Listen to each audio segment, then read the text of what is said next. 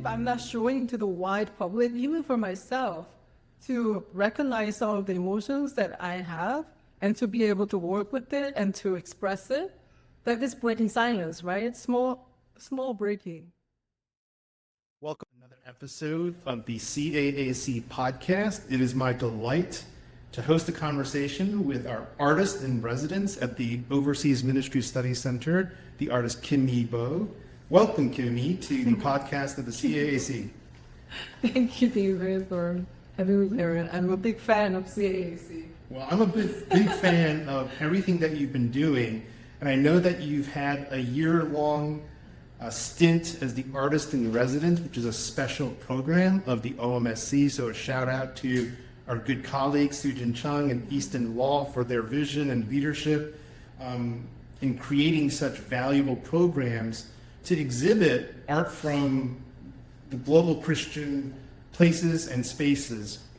I'm curious, how has the last year been in terms of your time here at Princeton? Wow, it was really amazing.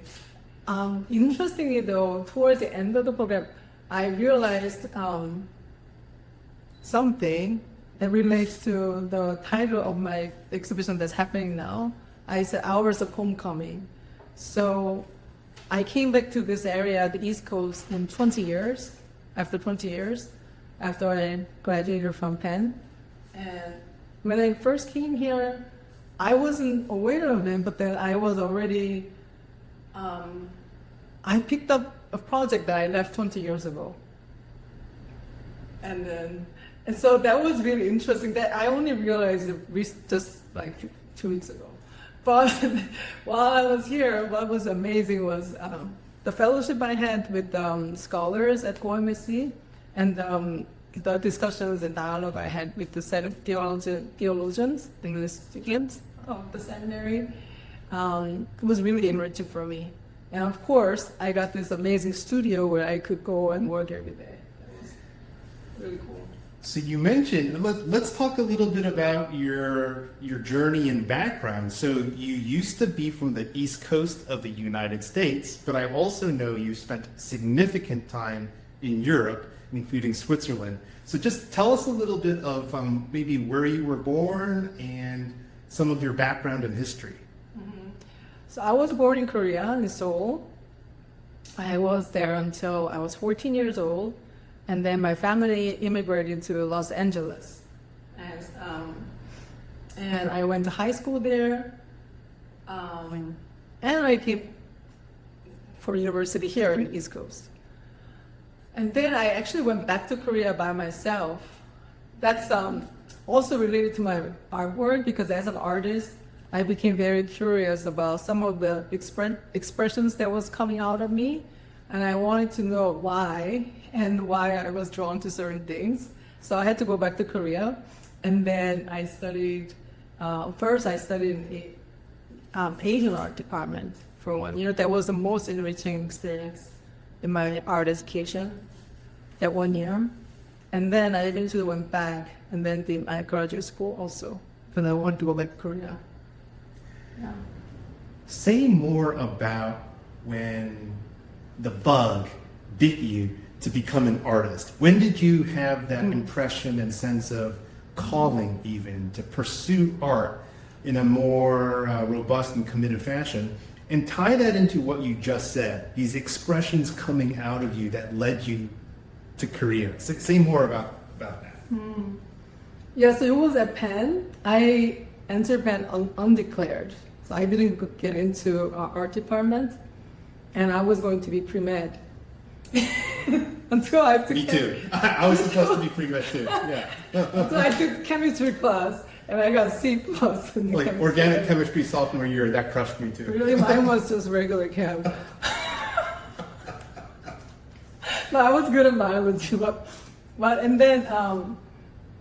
then I took some art classes, and that's when I also became very active with the campus ministry.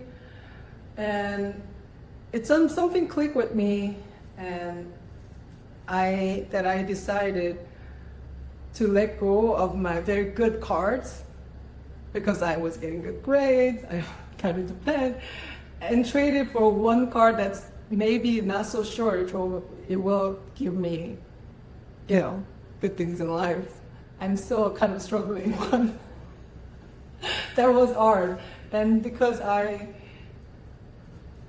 don't know, it was space for me immediately that I could really figure out what I wanted. It gave me the space. And then I met a mentor or a friend now who's a Korean artist who was a graduate student at the time. She was TAing my figure drawing class, and then meeting her was a life-changing experience. So your description of the pursuit of art as a life-changing experience, and I'm going to draw upon some of our previous conversations and topics we've discussed. I know that you bring your whole person into your work as an artist, and that involves you're now being a mom, you're being a Christian, and you're being Korean. Say a little bit more about how the process of bringing your whole person to your art. So your art is both deeply personal, but it's also meant to be public. So talk about your process for integrating or bringing those strands together. Yeah. So all artists, they try to search for their thing, right? And then for me, from the beginning, it was very clear that it has to be something that related to my life, my biography.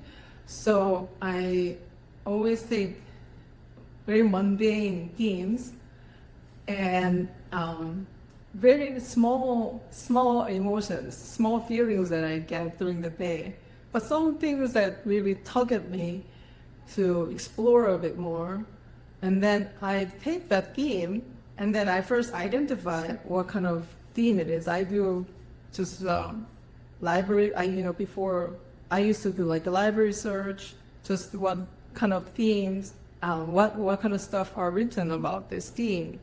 So, and then I read about this theme, and then based on this, my emotion, and then other people's stories, I start making something with it.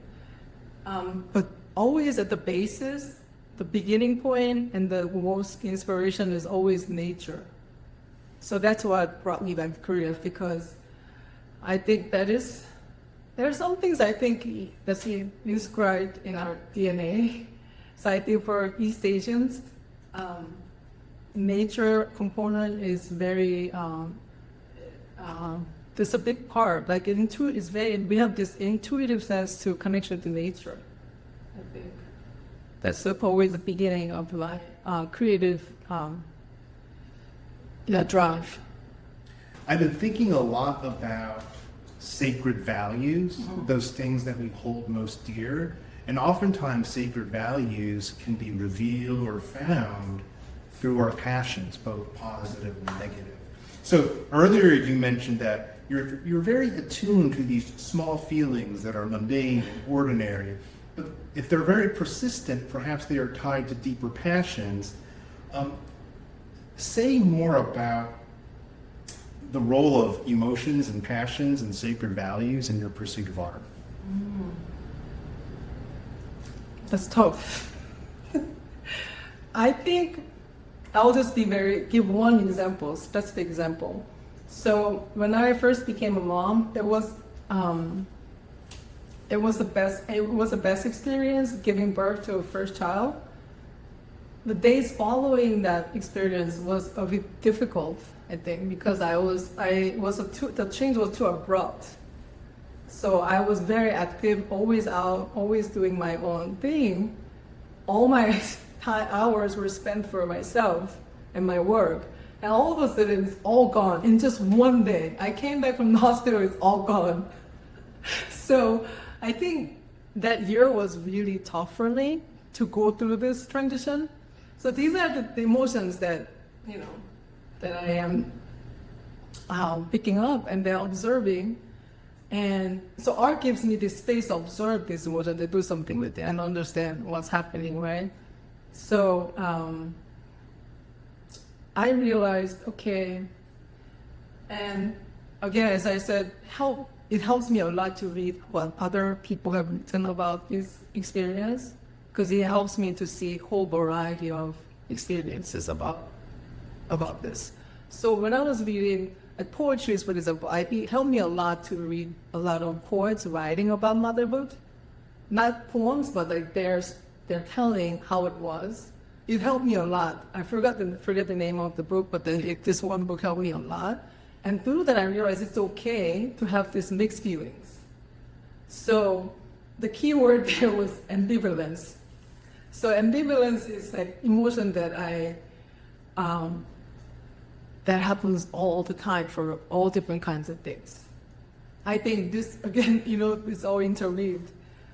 My identity as Korean American, but at the same time, I'm kind of in between space between Korean American and also be Korean too, because I'm 1.5 generation and I have very close connection to Korea. So this ambivalence is almost inevitable. And then, and some people, I remember one person said, when I was talking about ambivalence, she said, oh, it may be like this kind of a passive emotion. But I think it can be an emotion that can open different doors. If you embrace it, then it can help me to understand understand more people, understand different things that's happening in the world. Does that make sense? It does. I love the example of motherhood and ambivalence, touching upon your passions and emotions. It sounds like art is a type of metaphorical canvas for you to experience and reflect and to process your life as a whole. As a person of faith, as a follower of Christ, there are spiritual connotations I'm hearing as well. Say more about the vocation of being an artist and your spiritual formation, as well as the mental health components related to your pursuit of art. Yeah, so in the beginning, I felt like art was therapy. In the beginning.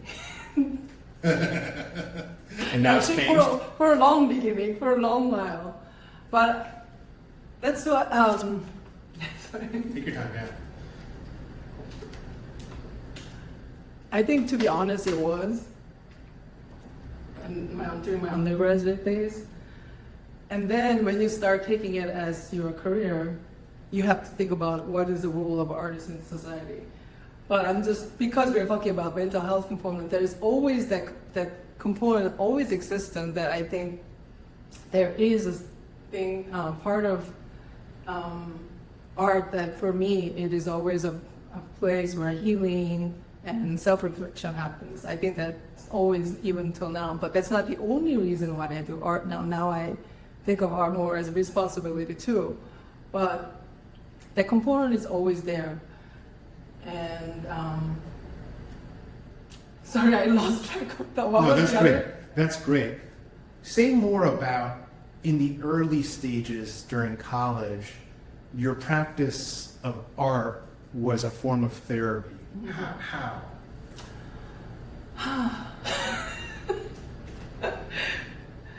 I think this is where maybe Asian American thing comes in, right?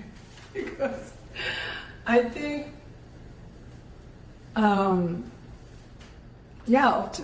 up to the point, even now, we have this framework. I think not just Asian American, but I think Americans in general, especially, we have this framework for success, and what success means. Visible recognitions and financial return, and not just that, but even what kind of achievements you have, right? So these kind of baggage always it has a little bit of it always puts pressure on people, I think. And then as Asian Americans also, it's very difficult to as artists, the doors for opportunity to show and then have opportunities to, for residencies and whatnot grants, statistically, it's a lot lower for than, let's say, white artists. And then as women, it's even more. So you have to redefine success if you're gonna continue doing this. That's almost inevitable. You have to do it. You have to redefine success. Otherwise, you can't do it. Yeah. So let's say undergraduate, I didn't know these. I didn't know these things.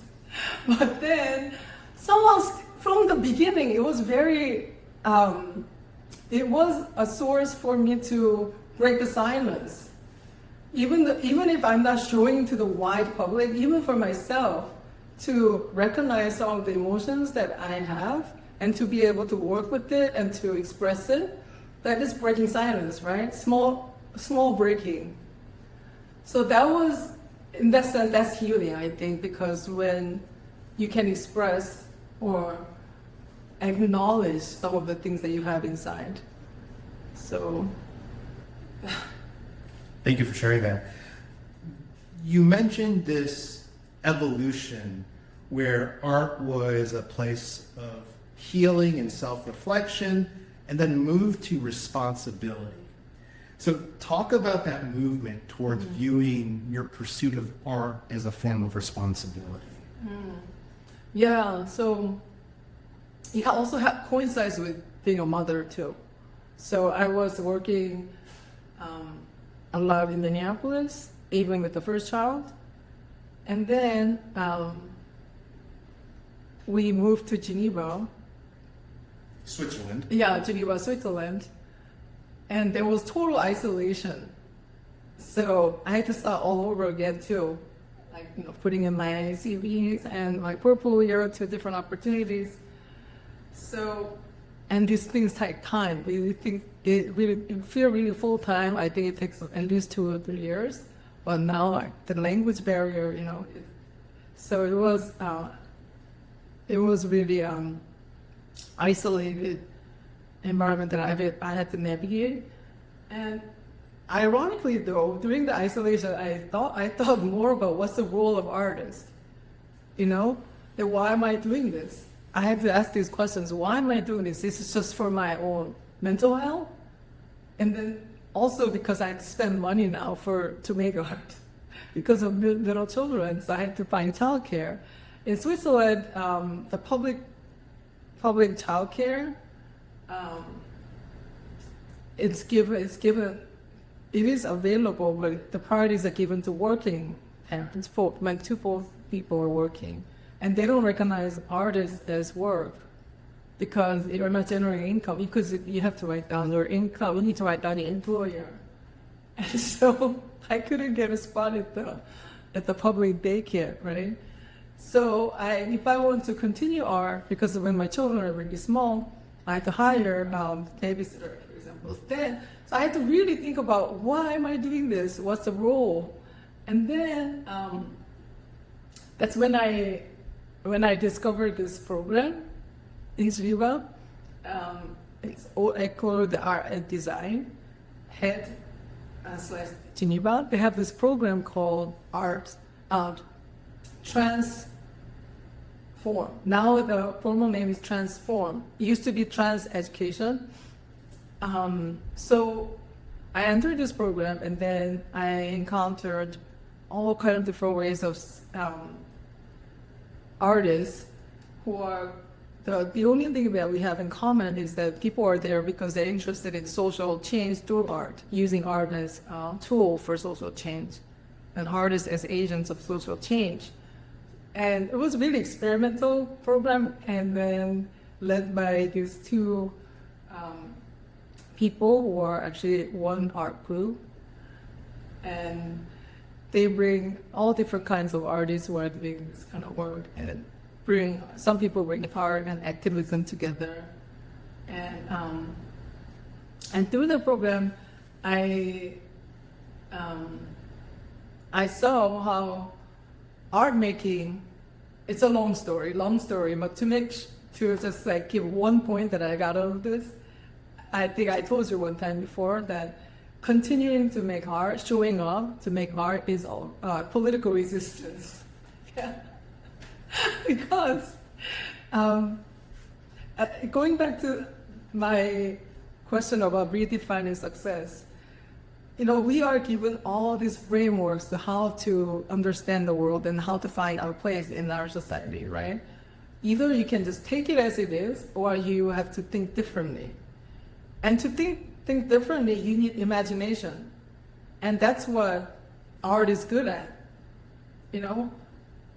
Art is about taking the raw materials and transforming to something, taking different ideas and putting them together, collage them together, drawing connections, So art, I think, is a really important education for everybody.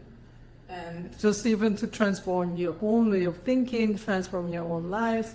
If you're inspired by something, how to make it happen. This is all what art department is doing. And so in that sense, even if we are doing art in the studio, that is already, I think, a way to transform the world.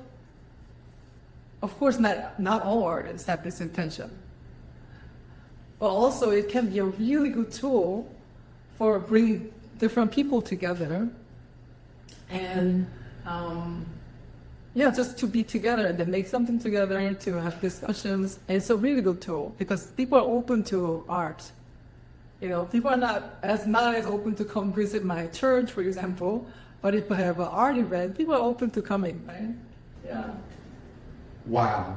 We are dealing with such important values and commitments of political resistance, transforming the world, and that last point, inviting people to church. So I want to ask you about this chapter in Switzerland. It's this experimental program about art and social justice and how that expands your vision of your vocation as an artist and your Christian faith. So I want to think about how your faith and your artistry work together. So that's one thing. But now I want to also kind of pivot to some of your recent work and begin looking at some of your recent work. We mentioned The House Person, along with the other project, and I can't find it on my notes anymore. But maybe you can point to some of the recent exhibits and talk more about this public-facing, public engagement aspect with your Christian faith and spirituality. Yeah, so as I was thinking about, so let's say until Geneva time, I was mostly engaged with the discourse about mothering, right? And I won't get into it too much now, but then I moved to Berlin, and then I lived there for 2 years before I came to Princeton. That's when I started thinking more about my cultural identity. So, cultural identity, it's also triggered by a lot of people asking me questions, where is your home, right? And then for migrants, immigrants, we know home is not a place, it's identity. It's really a matter of identity. So for me, I say home, it's actually where do I stand, where do I belong? And so I created this piece. Yes. And then I use Korean script for house or home, 집. And it just visually clicked at this house, 집. It worked visually for me.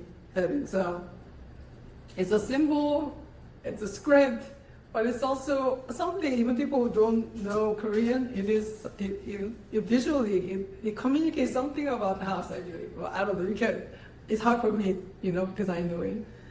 And then, so I started using this script, and then I use it to compose this abstract image with different shapes. And I'm playing with the idea of inside and outside. Like literally, like, 2D, in 2D, you have inside the shape, outside the shape, and what defines the shape is a line, a boundary.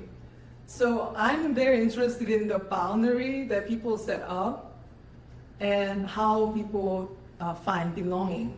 So in that picture there, Uh-huh. the boundary is that diagonal, the dark space Yeah, this boundary. And that cuts from the top left to the Yeah. bottom right. yeah, And is the inside on the bottom or the top? this is actually it's a part of bigger picture looks like this. So I it see. has actually a lot more space. Yeah. And this, I call it this entity.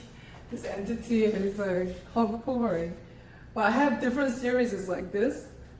So for what I'm doing is I'm not making a statement. I want to create just visual objects with people to see and then put their story in. I see like, oh, I see how my identity or my questions of identity can be explained through this picture. That's what I wanted. I just wanted this, as an artist, I just create these visual tools for people to use it for their own interpretation. So I have different variations on this series. Looks like some look like it's more like a circle, like here, And then this developed in Princeton into house person. And so, because I really like this word house, and then when I don't know when I discovered it, but when I discovered 집사람, no, because my dad still calls my mom sometimes, introduce my mom as, oh, my 집사람, Which literally translates into inside person. My husband doesn't use this word, and then we still very commonly use word. So I was like, how interesting, because 사람 is a wife, and then, but even as a two different words itself, like 사람 is a person, 집 as a home, and then so I just wanted to make this immediately. And then for people who don't, even for people who know Korean, they don't recognize it immediately. So you see more as like biomorphic shapes hovering in space. And it's the same logic about the boundaries, how the boundaries are defined in the picture. And then you see all different ways that some is more camouflaged, Person is more camouflaged. Say more about why the boundaries are important in this artwork on house person. So boundaries is the most interesting thing for identity. And then I was reading about the situation in Greece, where the migrants are trying to come and people are building, how people are trying to guard their national boundaries, right? So that kind of boundary is how people keep some people out, some people in. We also talk about boundaries a lot in psychology, This is my boundary. To be healthy, you define your boundaries and keep your boundaries, So again, as you see, already it's very ambivalent. As a person who's an immigrant and more like an outsider, you want people to open more. But as an individual, I have to keep my boundaries so that I can stay psychologically healthy and then also interact with people in a healthy way. So it's never a good or a bad thing to draw a boundary, So it's a very complex thing. And then I think art, again, painting is the best medium to convey complex ideas, because you don't have to say so precisely in academic paper, as an academic paper. I guess, of course there are ways to do it, I'm sure, but painting, it just shows in one painting. Now, is your recent exhibit, do you want to just share with us a little bit more of the vision and inspiration for your more recent exhibit? Yes. First, the name of this more recent exhibit. What is it called? House of Homecoming. No, sorry, Hours of Homecoming. Hours of Hours of Homecoming. And how did you settle on this? So, as I said in the very beginning of the interview, that this is homecoming experience for me. So, project I did for my senior thesis at Penn was on Book of Hours. I was just from the first time I saw Book of Hours, I was immediately drawn to it for the color, the rich colors, and the intimacy. Maybe explain for our audience what the Book of Hours is. Yeah, so Book of Hours is a bestseller book in medieval Europe. It's a book with hand illustrated script and hand illuminated images to guide people's prayer. And it is according to the liturgical hours. And the centerpiece of Book of Hours is Hours of Virgin Mary. Because it was devotion to Virgin Mary, it was very popular at the time. So, Hours of Virgin Mary has divides a day into 8 sections. And beginning of each section, there's a prayer, you give a prayer. So start from dawn, actually more like before dawn, until bedtime. And so each hour is follows Mary's early motherhood and Jesus' main story, or infancy. So the first one is Annunciation, and second one is Visitation of Mary to Elizabeth, and the third one is Nativity, and the shepherd, Annunciation shepherd, the gift of Magi, dedication to temple, flight to Egypt, and either death of Mary or coronation of Mary. So these themes are consistent in different books of hours. And so when I was an undergrad, I didn't know anything. I didn't really follow the story. I was just visually interested, and then the intimacy that's conveyed in the book, and then I just took that, and then I just created my own. I just composed different images with my different environments, because I thought of it as the daily prayer, inviting God into my different moments of the day. So that's what I did for undergrad. And this time now, with my experience as a mother, I actually became interested in Mary. So I was really putting myself in Mary's shoes, and then reflecting on what Mary teaches us. And so I actually followed the first 3 cycles. I just kept it as it is, the themes: Annunciation, Visitation, and Nativity. And then I deviated a little bit. And then, but I kept the flight to Egypt. That's very interesting for me. So how many panels total did you create? 8. Yeah. With some deviation from the traditional schema. Yeah. And then the paintings don't have any figures. Yeah, I call it more drawings than paintings. It's just for me, because for me, painting is more, it's a different way of creating image. For me, they're more drawings. And so they don't have any figures. They're simple shapes, and then. Do you want to just walk through the 8 panels with me? And Yeah. just give me the kind of overview? Yeah, so this is Annunciation, where the angel Gabriel tells Mary good news. And then this is Visitation. So for me, when I'm not just illustrating Visitation per se, I am thinking a lot about what it means for me, and then expanding the meaning. For me, I really like, I worked on this beginning of Princeton days. I really like this one, because for me, Visitation is like meeting people. Like meeting you, for example, can be this. Yeah, because Mary and Elizabeth, they were carrying a similar hope, right? Similar aspirations. And these aspirations came alive when they met. So I'm extending this story beyond just Mary's story. And then And the third one is actually this. It is nativity. Obviously, it looks very different from typical activity because there is a formula for this in Book of Hours. There are some formulas that there are elements that have to be there. So for the activity, there has to be, of course, Mary and the animals and the structure. Manger. Yeah. For me, it was more about this. Is that my own interpretation of nativity?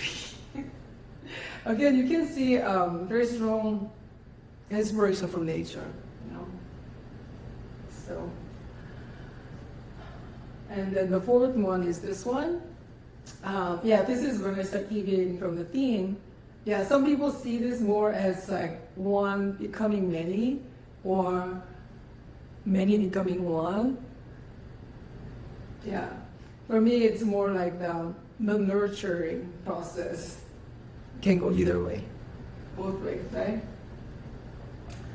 And then the fifth one is this one. I was thinking a lot about actually dedication to temple because I thought that was a point where a child is now leaving the mom, right? The child now leaves the mom, and then when the child leaves the mom, there are different kind of support from the society that nurtures the child now. It's no longer just like physical one person, but now the child is in the world being nurtured by different things. So I was thinking about that. And then this is a big, difficult moment, kind of in between stage. Again, this is my interpretation, People can say different things.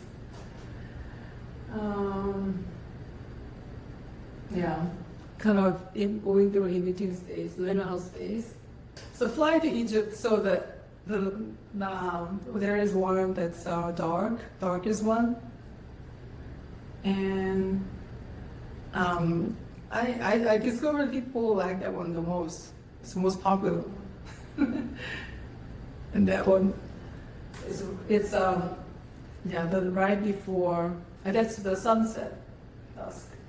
And this is the last one, Compline. Well, I have been tremendously inspired and learned so much. I want to continue reflecting upon the art that you share, and I know that our audience will have benefited from your insight and wisdom. So thank you so much for your time and having this conversation with me, KimyiBo. Really appreciate it. Thank you, David.